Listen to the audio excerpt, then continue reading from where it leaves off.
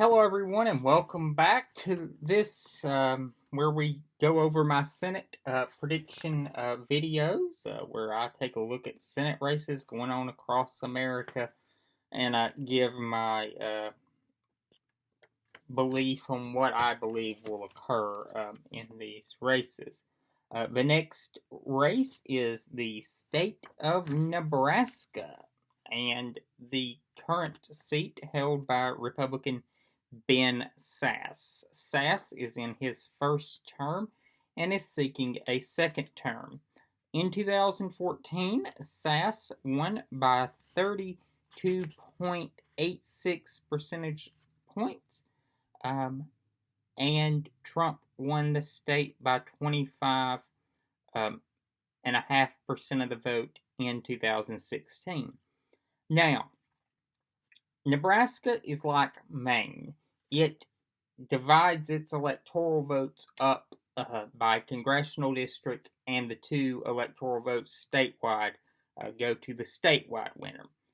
Um, I believe that Trump will win all but one of the electoral votes in Nebraska. I believe the second congressional district, which is based in Omaha, will be won by Joe Biden. A lot of polling out of Omaha indicates that.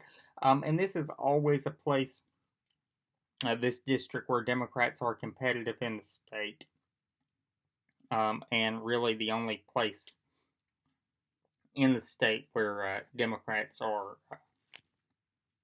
competitive. So I do believe that that is what will occur. Trump will win all but the second congressional district in Nebraska, and by a pretty comfortable margin, and Democrats will win by a small margin in the second congressional district. Now, this is an interesting situation in Nebraska with the Democratic nominee. Chris Janicek is the name that will appear on the ballot as the party's candidate of the Democratic Party. But there have been some allegations that came out after the primary, and state party officials have asked him to step down, and he has not. The party has thrown its full support behind a write-in candidate by the name of Preston Love, and that will be a write-in campaign, and that is who the Democratic Party of this state is supporting. The Republican nominee is Ben Sass. Sass won a primary. Sass is an interesting candidate because he has been very critical of President Trump. He kind of went mild in his criticisms of him from late 2019 into 2020 up till the primary. But vestiges of the old Ben Sass have emerged since he made it through his primary battle with a more Trumpian like candidate, and Trump's former feelings about Sass have reemerged, so to speak. And Sass has recently wrote an article about how he thinks the Senate can be made good again, and there's some really, I think, far out there proposals. Some proposals I think would work, and I think some of them are an interesting concept we might want to take into consideration to make the Senate work again. As he said, make the Senate great again. If you go based on ballots cast in the primary, about 65% of the vote went to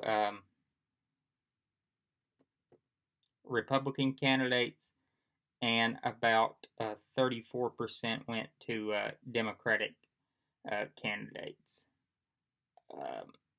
is almost 285,000 ballots cast for Democrat or for Republican candidates, and almost 150,000 cast for Democratic candidates. Sass is a former college president of a private university in Nebraska, and is a PhD holder.